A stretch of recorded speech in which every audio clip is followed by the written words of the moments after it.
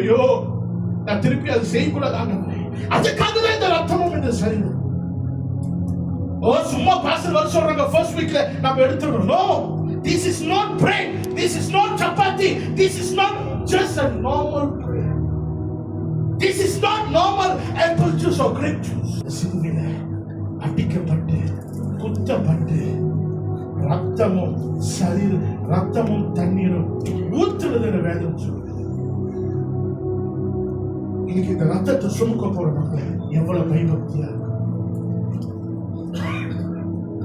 எவ்வளவு ஒரு ஒரு பாரத்தம் அவரோட ரத்தத்தை சுமக்கிறது. அப்ப இந்த ரத்தம் என் உடம்புக்குள்ள பூந்துருவோன்னு கோபம் வரக்கூடாது, அடுத்தவங்களை சமைக்க கூடாது, என் வார்த்தையில பொல்லாப்பு வார்த்தை வரக்கூடாது. எப்படிங்க வருது?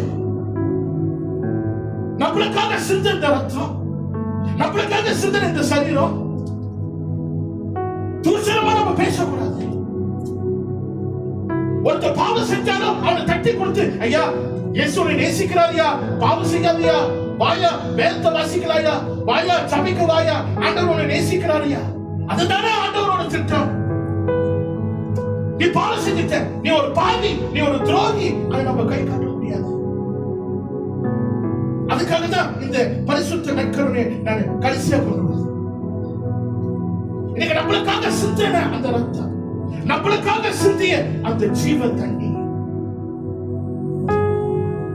blood and the water, and these waters shall come living water.